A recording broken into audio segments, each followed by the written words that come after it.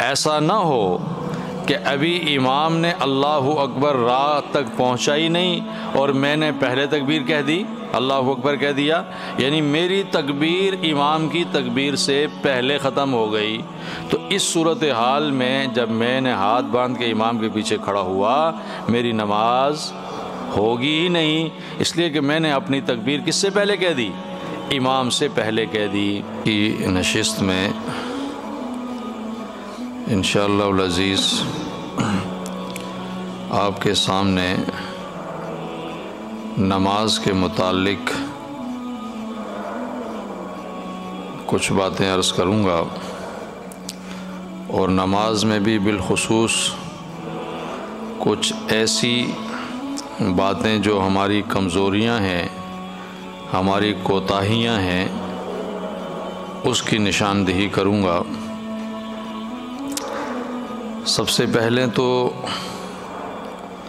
ہمیں یہ علم ہے کہ دن رات میں اللہ پاک نے 5 نمازیں ہر مسلمان عاقل بالغ پر فرض فرمائی ہیں۔ دیکھیں، روزہ تو سال میں ایک دفعہ رمضان کا مہینہ ہے، زکوٰۃ تو اس پر ہے جو مال والا ہے، صاحب نصاب ہے، حج بھی اس کے لیے ہے جس کو اللہ پاک نے استطاعت دی ہے، تو گویا زکوٰۃ اور حج یہ ہر کسی پہ نہیں ہے۔ اور اسی طرح رمضان پورے سال نہیں سوائے 1 مہینے کے، باقی 11 مہینے آزادی ہے، کوئی فرضیت نہیں ہے روزے کی۔ تو کلمہ یہ ایمان میں داخل ہونا ہے، اور اس کے بعد نماز، یہ اسلام کے جو 5 ارکان ہیں نا، کلمہ شہادت، نماز، روزہ، زکوٰۃ، حج۔ میں نے عرض کیا کہ زکوٰۃ اور حج وہ تو مال پر، روزہ سال میں 1 دفعہ، کلمے سے انسان مسلمان ہوتا ہے کلمہ پڑھنے کے بعد۔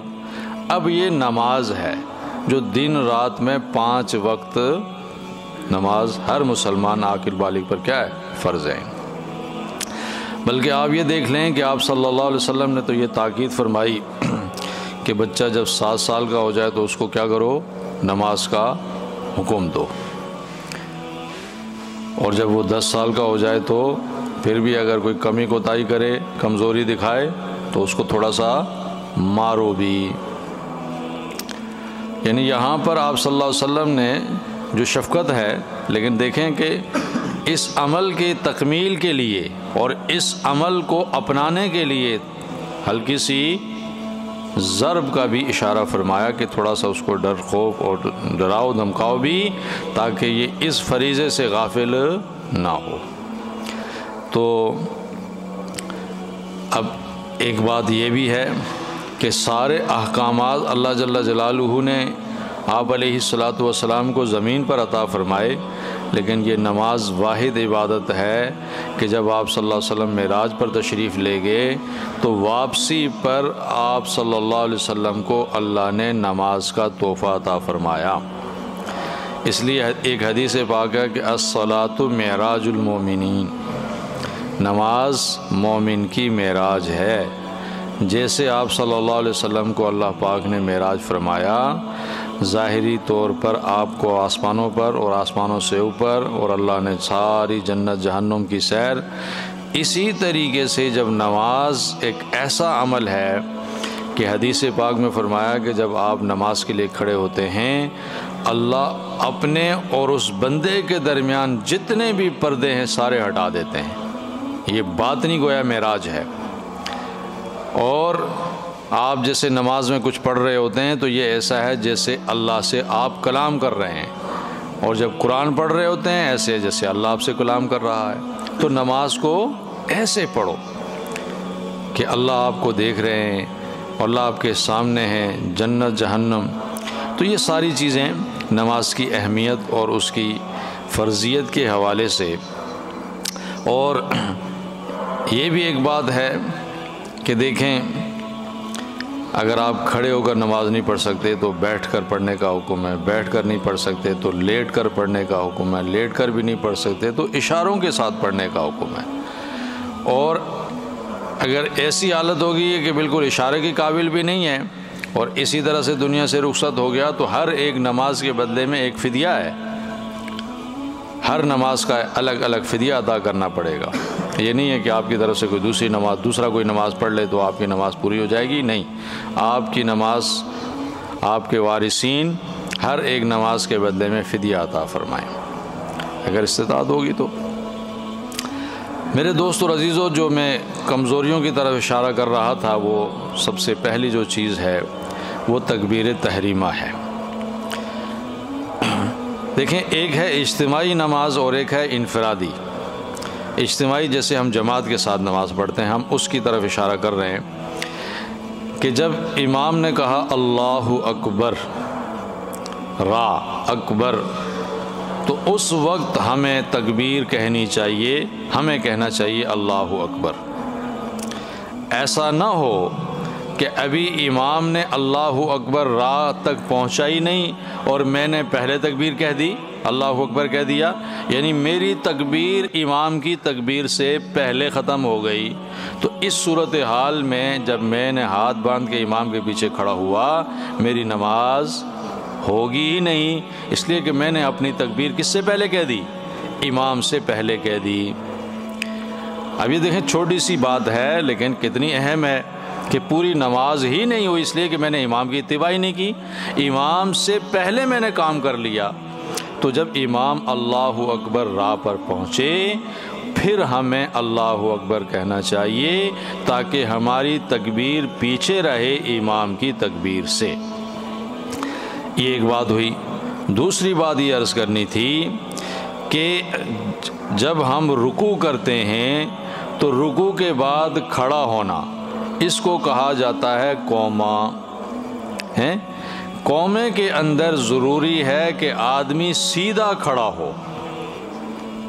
سیدھا کھڑا ہونے کی تعریف یہ لکھی ہے کہ آپ کے جسم کے تمام اعضاء اپنی اپنی جگہ پر کھڑے ہو جائیں، اپنی اپنی جگہ پر ہو جائیں، یہ سیدھا کھڑا ہونا ہے۔ تو اتنی مقدار قوما یعنی کھڑا ہونا ضروری ہے، فرض ہے۔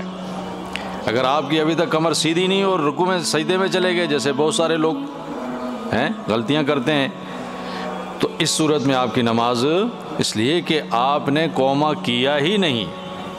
اس کو عربی میں تعدیل ارکان کہا جاتا ہے۔ یہ بعض ائمہ کے ہاں تو فرض کے درجے میں ہے، یہ فرض ہے۔ تو تعدیل ارکان، قوما جو ہے وہ سیدھا کھڑا ہونا۔ مولانا عبدالرؤوف سکھروی دامت برکاتہم العالیہ دارالعلوم کراچی کے جو امام بھی ہیں اور رئیس دارالافتاء، وہ فرماتے ہیں، لکھتے ہیں کہ دیکھیں، قوما یہ ہے کہ سیدھا کھڑا ہونا، اپنے اعضاء کو سیدھا کھڑا ہونا، یہ فرض ہے۔ اور ایک سبحان اللہ کے بقدر کھڑا ہونا یہ واجب ہے۔ ایک کہ اتنی دیر کہ آپ ایک سبحان اللہ کہہ دیں، یہ واجب ہے۔ اور 3 سبحان اللہ کی مقدار پر کھڑا ہونا یہ سنت ہے۔ اب آپ گویا کہ اس طریقے سے ہم نماز پڑھیں کہ فرض بھی ادا ہو، واجب بھی ادا ہو اور سنت بھی ہو۔ اصل میں یہ غلطی اس لیے ہوتی ہے کہ ہم سمجھتے ہیں کہ بس قومے میں کچھ پڑھنا ہی نہیں ہے، تو اس لیے آدمی ذرا جلدی میں ہوتا ہے۔ حالانکہ سمیع اللہ لمن حمیدہ ربنا لک الحمد حمدن کثیرن طیبن مبارکن فیہ، یہ دعائیں موجود ہیں احادیث میں۔ جب ہم اس کا اہتمام کریں گے تو آپ بتائیں، فرض بھی پورا ہوگا، واجب بھی پورا ہوگا، بلکہ سنت بھی پوری ہوگی۔ اس کے ساتھ ساتھ جو تیسری چیز ہے وہ ہے سجدہ۔ سجدے کے اندر جب ہم جاتے ہیں تو بعض اوقات ہمارے دونوں پاؤں کھڑے رہتے ہیں، یعنی پاؤں کی جو پنجے ہیں، انگلیاں ہیں، وہ ہم زمین پہ نہیں لگاتے، یا یہ ہے کہ ایک پاؤں لگا ہوا ہوتا ہے، دوسرا اٹھا ہوا ہوتا ہے، یا یہ ہوتا ہے کہ بعض اوقات کہ بھائی وہ دوسرا پاؤں، ایک پاؤں دوسرے کے اوپر رکھ رہے ہوتے ہیں، یا یہ کہ کبھی اٹھ رہا ہے کبھی رکھ رہے ہیں۔ تو اگر سجدے میں پاؤں لگے ہی نہیں آپ کے، انگلیاں زمین پر، تو نماز تو ہوئی ہی نہیں، یہ فرض ہے۔ اور اگر اٹھ رہے ہیں، رکھ رہے ہیں، تو یہ سنت کی خلاف ورزی ہے، سنت کے آداب کی، یعنی آپ کی نماز میں کمی واقع ہوگی، خلاف ادب ہوا، خلاف سنت ہوا۔ اور چوتھی چیز ایک اور جو چیز ہے وہ ہے ایک سجدہ کرنے کے بعد جب ہم بیٹھتے ہیں تو اس کو کہا جاتا ہے جلسہ۔ جلسہ پھر دوسرے سجدے کے لیے ہم جاتے ہیں تو بعض اوقات یہ ہوتا ہے کہ ابھی ایک سجدے سے اٹھ کر سیدھے بیٹھے ہی نہیں اور دوسرے سجدے میں چلے جاتے ہیں فوری طور پر۔ بالفرض یہ اس لیے عرض کر رہا ہوں کہ جیسے آج کل رمضان ہے نا، تراویحوں کا ماحول ہوتا ہے، تراویحوں میں آدمی ذرا جلدی کرتا ہے، تو یہ چیزیں تو اس میں بھی یہی لکھا ہے علماء نے کہ جلسہ یہی ہے کہ آپ اطمینان سے بیٹھ جائیں کہ آپ کے ہر اعضاء اپنی اپنی جگہ پر ہو گیا، اتنی مقدار تو فرض ہے۔ پھر وہی والی بات کہ ایک سبحان اللہ کے بقدر واجب ہے اور 3 سبحان اللہ کے بقدر سنت ہے۔ تو اس طریقے سے آرام سے اطمینان سے بیٹھنا۔ اس میں بھی یہ ہوتا ہے کہ بعض اوقات آدمی یہ سمجھتا ہے کہ اس میں کچھ پڑھنا ہی نہیں ہے، اس لیے ذرا جلدی نہیں، حالانکہ احادیث میں موجود ہے اللہم اغفر لی وارحمنی واہدنی واسترنی وعافینی وارزقنی اور وعفانی، کہیں کہیں الفاظ ہیں مختصر سے مختصر یہ تو آدمی پڑھ سکتا ہے اللہم اغفر لی، 1 دفعہ 2 دفعہ 3 دفعہ یہ پڑھ لے، اللہم اغفر لی اللہم اغفر لی اللہم اغفر لی، یہ پڑھ کر پھر دوسرا سجدہ کر لے۔ بلکہ ایک بات میں نے اور پڑھی، وہ آخری بات یہ ہے کہ یہ جو دونوں سجدوں کے درمیان جو جلسہ ہے نا، اس میں جب ہم اس دعا کا اہتمام کریں گے تو علماء نے لکھا ہے کہ اس دعا کی یہ برکات ہیں کہ اللہ اس آدمی کو مستجاب الدعوات بنا لیتا ہے، یعنی اس کی کوئی دعا اللہ پھر رد نہیں کرتا، وہ جو دعا کرتا اللہ اس کو قبول فرما لیتے ہیں۔ تو یہ 4 کمیاں تھی جن کی طرف میں نے اشارہ کیا ہے، کوشش کرنا ہے کہ ہم ان سے دور رہیں، ہم اپنی نماز کو اہتمام کے ساتھ پڑھیں۔ اللہ مجھے عمل کی توفیق نصیب فرمائے۔ سنتیں پڑھ لیں، اس طرح نہ پڑھیں۔